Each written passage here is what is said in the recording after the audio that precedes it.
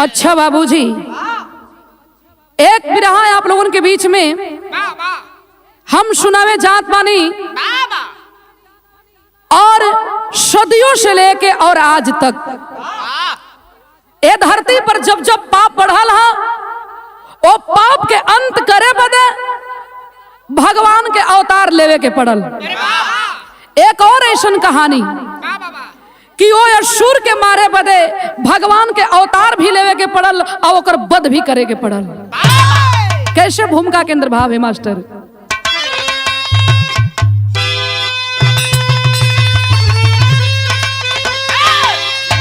था यसुर भाम असुर जो समद हो समय एक की ऐसी प्रतिज्ञा किया वो गुमानी, दुल्हे राजा बनूंगा बढ़ा करके सेहरा, 20,000 लड़कियों को बनाऊंगा रानी, सारे दहला बंदहला दिया, बनकर जोधा बहादुर बबर ताल ठोका, जोखन जिसके दमन से गगन हिल गया, जिसकी बलबीरता को नहीं कोई रोका।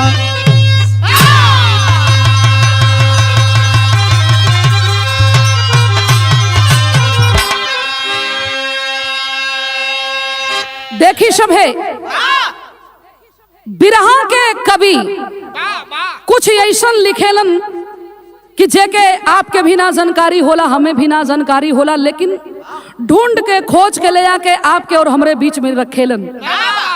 बड़ा रउआ सम्मा भारत से लेके वेद पुराण से लेके गीत सुनीला, लेकिन एक नई कहानी बिरहा में एक लाइन कवाली के टुकड़ा बा। कौन गीत बा?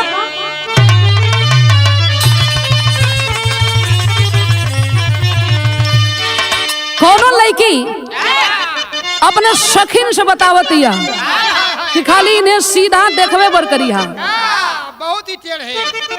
कहे कि अरे का भइल, तब बतावत है कैसे? अरे जब से इनकी अरे जब से इनकी जवनिया चढ़ी है,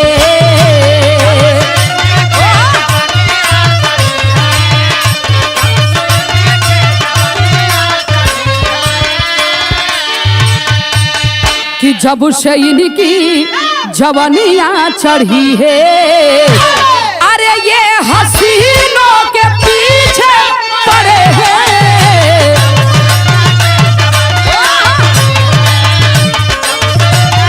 क्या बात है? ये हसीनों के पीछे पड़े हैं,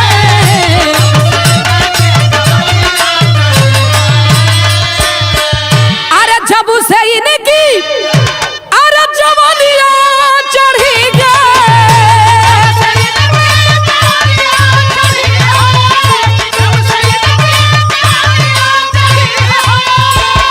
अरे जब से इनकी अरे है जवानियां चढ़ी गई, अरे ये हसीनों के पीछे पड़े हैं, अरे इश्क में हो गए ये पागल,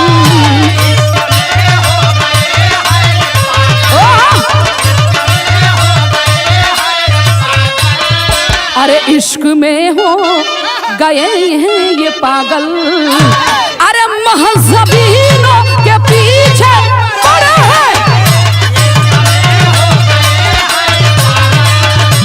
क्या बात है?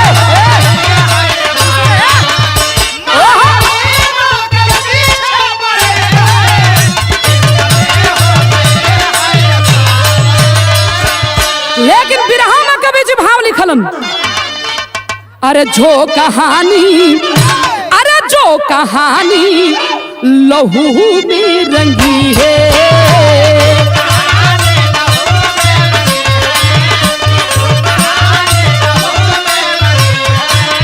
अरे जो कहानी लहू में रंगी है, अरे उसको इतिहास गाता रहेगा,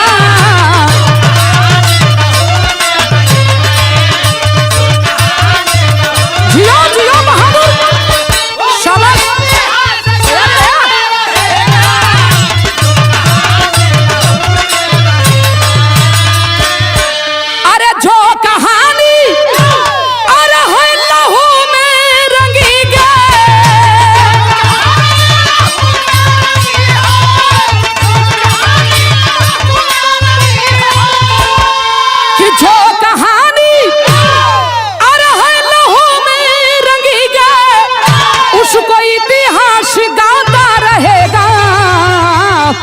अरे आन पे जंग जो लड़ने वाला,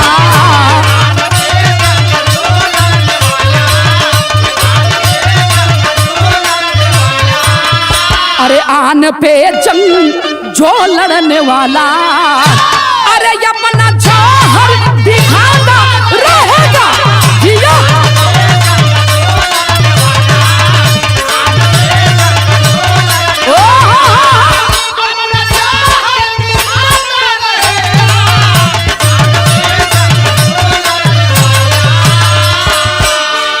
कहानी बाबूजी यही से हमार शुरुआत हो गई।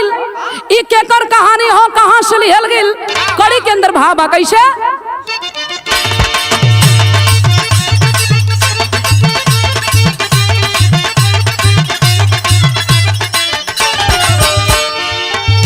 धरती पे बच गया है वो शैतान का डंका, हैरत में सबको डाल दिया बलवान का डंका।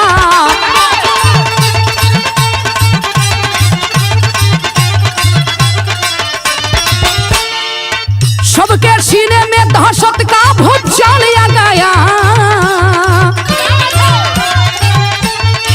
सबके सीने में दहशत का भूत लिया गया, भामासुर मुरासुर का आतंक छा गया।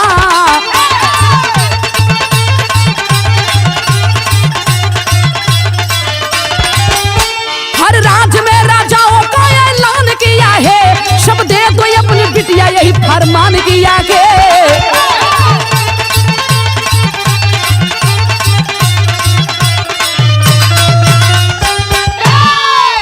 ए भैया बात के आप लोगों ने समझ ली। ये कहानी प्रज्ञापुरी से लिखल गई। वही प्रज्ञापुरी के रहे वाला असुर, जौने असुर के नाम बतावल गई भामासुर और मुरासुर। भामासुर पुत्र किसका था? धरती का पुत्र था बाबूजी, बड़ा बलवान बड़ा बलशाली रहल। भामासुर के दरबार सजल है, सब कोई वो दरबार में बैठल है, पूरे रियासत के राजा महाराजा बैठल हुए राज सिंहासन पर। भामासुर बैठा था, ऐलान कर दिया हमने जिंदगी में जो चाहा वो हासिल कर लिया, प्यार से ना तो अपने बाजू के बल से, लेकिन एक इच्छा है, और ये केवल मेरा इच्छा ही नहीं, ये मेरा प्रतिज्ञा मेरा कसम है। कौने बात के प्रतिज्ञा कैलस? यह प्रतिज्ञा कैलस, कसम खैलस है बाबू कि 20,000 कुंवारी लड़की के अपन रानी बना के और अपने इच्छा के हम पूरा करब, यह हमार प्रतिज्ञा है। चारों तरफ ऐलान गुजने लगा, जे जहे बैठल बा भैया वहीं से उठल और अपने अपने घर की ओर चल देलस। सब लोग यह कहत बा कि अरे ई पागल हो गई का, ई का कहत हो? 20,000 कुंवारी लड़की के मतलब कि हमारे घर के बिटिया बहन तोहरे घर के बिटिया बहन के इकट्ठा कैल जी, तब जाके 20,000 कुंवारी लड़की हुई हन। गौर करेंगे बाबूजी, सबके घर में मातम छोले है, सबके आंख में आंसू बा, लेकिन भामासुर के बात सुन के लोग कहलस का। बिरहा में एक लाइन गीत बा,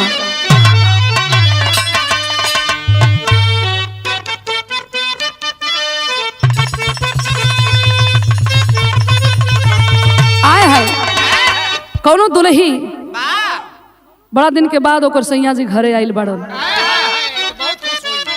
चरपाई बिछोले बिया, बेना डोलावत बिया, खाना उना देले बिया। अतना मतलब दोनों लोगन में प्यार रहल। पहले मर्दा देखलस तो चार धार मेहरुआ के देख के तो रोवलस, कलस रोवा मत आ गईला ना। कहलस का कहलस मास्टर, इहे कहलस कि मोरवा के ठोर दे के बिहसे मरनिया,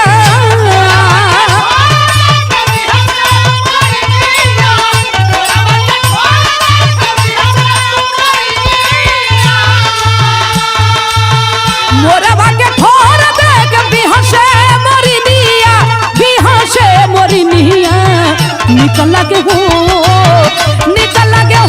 देख लल्ली की हिरनिया।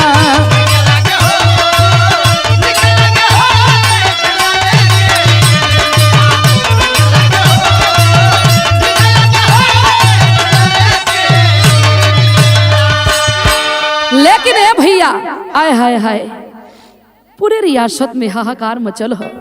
आ लोग इहे कहत हो, का कहत हो मास्टर? अरे सबई के दिलवा में धध के यगिनिया,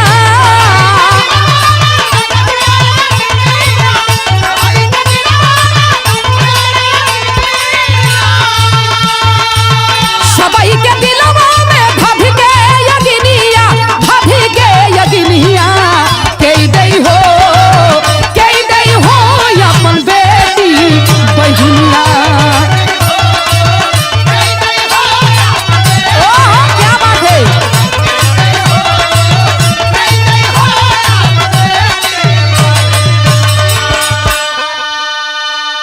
ए बाबू, एक बाप एक भाई के इहे न सपना होला कि हमार बिटिया हमार बहन वो घर में जा कि जो उन्हें घर में जिंदगी भर सुख लिखल हो, दुख के परछाई भी ना पड़े। कौन ऐसा बाप भाई होगा कि जो अपने जीते जीते अपन बहन अपने बेटी के मौत के मुंह में डाल दी? खलन की ना, हम अपन जान दे दे लेकिन अपन बेटी बहन के हाथ ये असुर ये पापी के साथ में कबो ना दे। ए भैया, लोग इनकार कर दिए कि नहीं, हम नहीं देंगे अपने बिटिया बहन के हाथ। अरे बामासुर वो पापी इतना बात जब सुना है बाबू, गुस्सा में लाल हो गया और गुस्सा में लाल होके उठा लिया धनुष्वान चल दिया और जाके यही ऐलान किया है। क्या? बिरहा में एक लाइन गीत बा,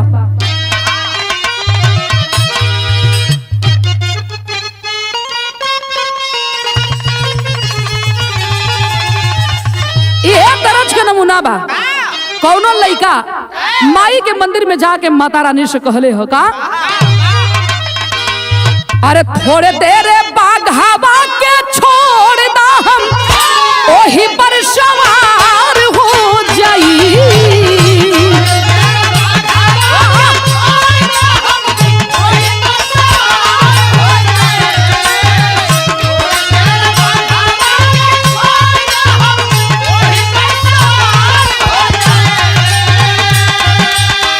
थोड़ी देर बाघावा के छोड़ दा हम ओही पर सवार हो जाई। ए माई हो या तहरे तू, ए माई हो या तहरे तू, देई दामादा दिया अकेले सीमा पार हो जाई। ए माई हो या तहरे तू,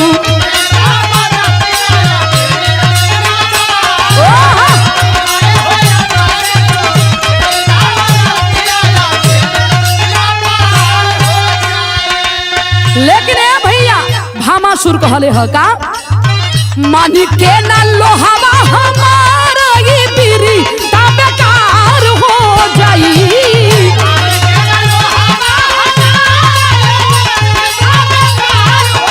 क्या बात है?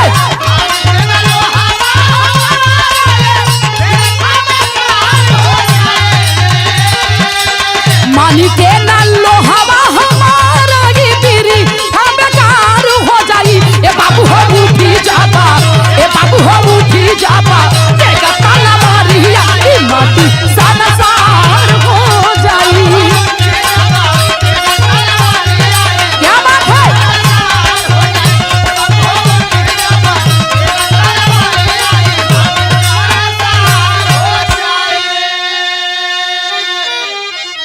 गुस्सा में लाल हो के भामासुर चल दिया और जाके ऐलान कर दिया कि ए रियासत के लोग, अगर जे प्यार से अपने बिटिया बहन के हाथ हमरे हाथ में ना दिलस न तो लड़ाई के मैदान में मोरे बदे तैयार हो जा। अगर जे दे दिलस तो उसका जिंदगी आबाद है, माला माल कर देंगे, जिंदगी भी अच्छी मिलेगी। सब लोग कलेजा पकड़ लेलस कि ना, बेटी देके मरल पसंद ना है, बिटिया ना देके मरल पसंद है। बेकसूर वो अबला जात हजारों लड़कियन के बाप भाई जाके लड़ाई के मैदान में सजल हुन, लेकिन अत्याचारी भामासुर अपने साथियन के साथ में हाथ में धनुष्वान तलवार लिया था। आ कैले कहा, बिरहा में एक लाइन गीत बा,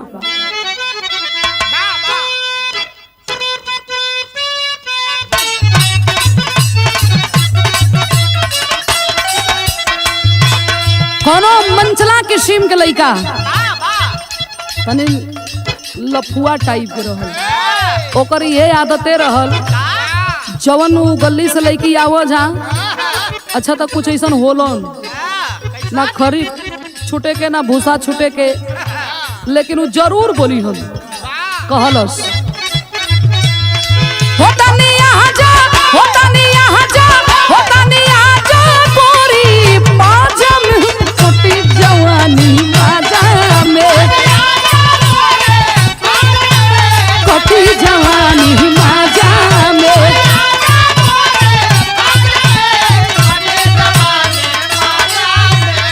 लेकिन ए भैया भामासुर कैले हाँ अपने साथियन के साथ में का कैलस होशानी चल भाई हो पापी चल भाई होशानी चल भाई अपने रंग में ओहो लोहाले में जंग में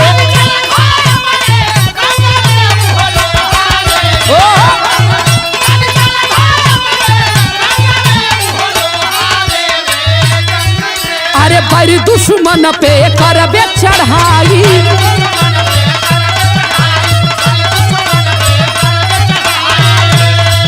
अरे दुल्हन खाती न होई ह लड़ाई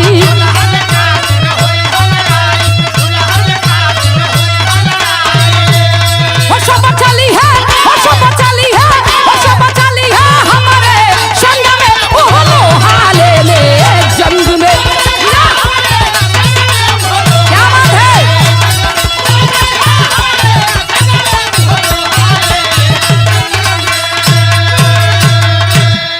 गौर करेंगे बाबूजी।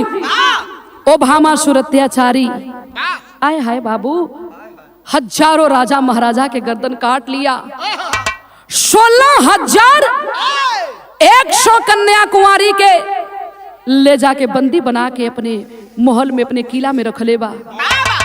इंद्र भगवान से ना बर्दाश्त भइल जाके मुरली वाले कन्हैया कृष्ण भगवान से कहते हैं कि हे कन्हैया जी ए धरती पर आपके अवतार भइल पापियन के मारे बदे अबलन के तारन तार करे बदे, लेकिन आपके रहते हुए प्रभु 16,100 कन्या कुंवारी के भामासुर बंदी बना के रखले ह। अगर आप ना बचैहन तो वो बेटिन के लाज ना बच पाई। भगवान जब ये बात के सुनले हुन मुरली वाले कन्हैया कृष्ण जी तो ये कहत हुन का टेरी के अंदर भाव है मास्टर।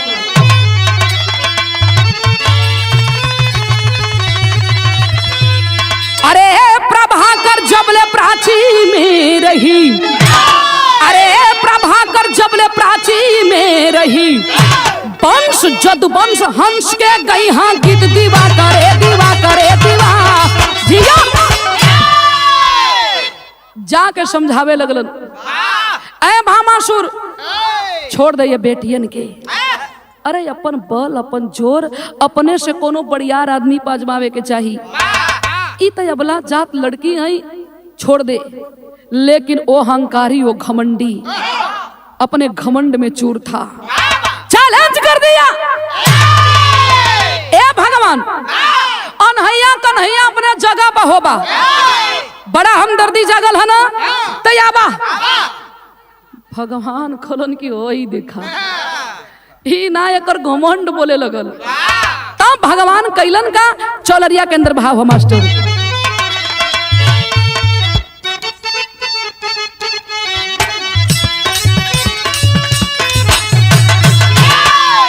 गीतिया अरे बारी उम्र कुमुरला चकनिया जिया बारी उम्र कमर चकनिया गोरिया खींचे निहुर के पनिया गोरी के झूले झूलनिया ना।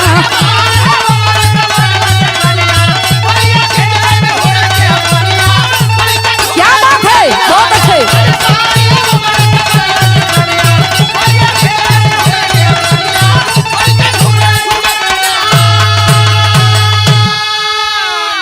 लेकिन ए बाबू भगवान हाथ में चक्र उठा लेलन अब वो माने के तैयारे नहीं खे। यही कहल जला विनाश काल विपरीत बुद्धि। पपिया भामासुर ओके पते नहीं खे कि दुनिया के मालिक हमके सीख देत हुवन, हमें बचावे पदे प्रयास करत हुवन, लेकिन वो अपने घमंड अपने अहंकार में चूर था। तब भगवान कैलन का कैलन, अरे सन सन चले जंग में लागल धनुष बानवा हो जवानवा, रण में मचले तूफानवा ना।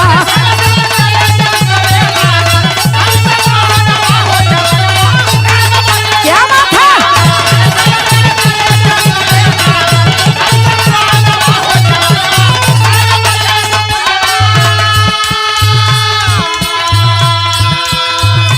तेगा कटार चम चम चम के जिया शाबाश जिया बहादुर। तेगा कटार चम चम चम के अस्त्रधामी न जैसे दमके, अस्त्रधामी न जैसे दमके, काले कृष्ण कन्हैया कटले तारा दानवा हो जवानवा, रण में मचले तूफानवा ना।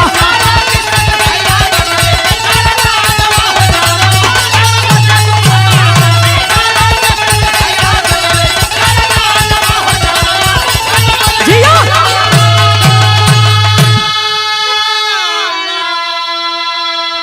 ओही लड़ाई के मैदान में भामासुर के गर्दन काट लेलन। 16,100 कन्या कुमारी से आवाज देलन कि तू लोगन आजाद हो, जा सकेलू। भगवान के पैर पकड़ के रोवे लगली और रो के कहली कि ये मालिक, कपार पर से बाप भाई के साया उठ गई, हमने के जाहिल जी तक कहाँ जाहिल जी, तो हमसे का मांगत बाड़ू। कहली कि अरे सुनल गईला कि ये धरती पर ये दुनिया में जे जोर मंगले है आप देले हुआ, तो हमहू के चाही। कलन के कहाँ चाही मांगला। 3 वचन बनवा के 16,100 कन्या कुमारी यही कहती है कि प्रभु अपने चरण में जगह दे दा, हमन के रानी बनाला, हमन के रानी बना के हमन के जिंदगी धन कदा। भगवान कहलन अब नहीं, अब बन गई। 1-2 जानी हो तू तो हिम्मतो बनौती, 16,000 ले जाके करब का दवरी ना धपका। भगवान कलन के वचन देले है तो वचन से कटम नहीं। भइल का आला केंद्र भाव है मास्टर बा। अरे धर्म के डंका बजेला दुनिया में, विजय के पताका वाला हरा लाया शाह।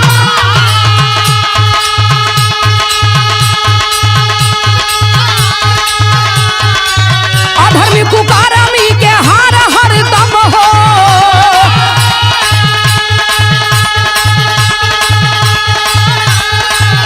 अरे हो के नहीं दुनिया में मिलेला सम्मान। अरे प्रिया तीनों लोगवा के हैया दुशक्ति,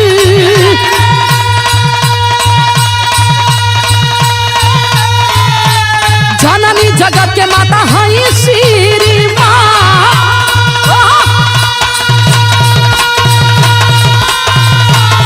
अरे सबाई के साथ कृष्ण सोवले से जा,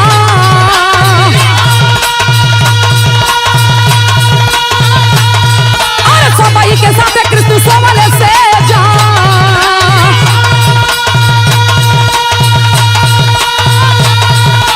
घरवा के हरवा बनावले भागा,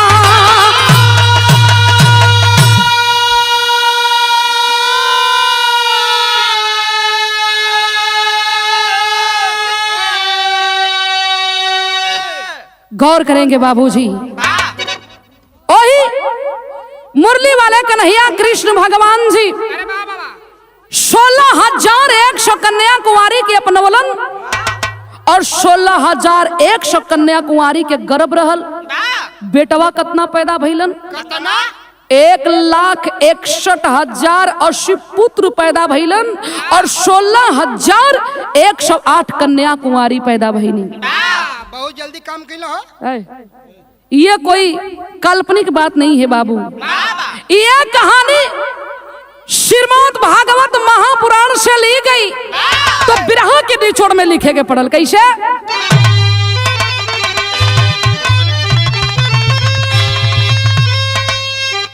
मोहले मनमोहन जी धरती पर अरे है बजा के बसिया सब कर रखला यार मनवा हो मुरारी रसिया।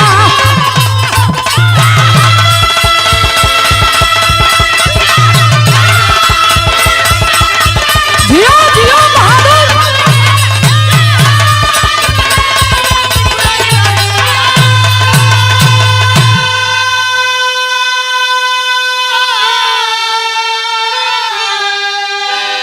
हरि हमारे हरि ने खातिन हरि ने हरि से हारे हरि नंदन हरि सोन के टेर अरे दुष्टों के आके मारे तारे देके दर्शनवा हो मुरारी रसिया।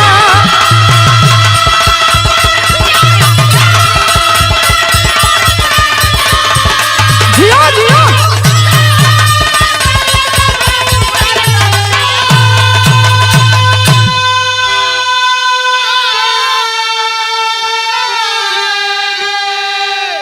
तो ये रहा एक भगवान की कहानी। ये धरती पर जब जब पाप बढ़ल है ओ पाप के अंत जरूर भइल है। भगवान कोनो ना कोनो रूप में अवतार जरूर ले हुए। तो आखिरी बंद में भाव है मास्टर।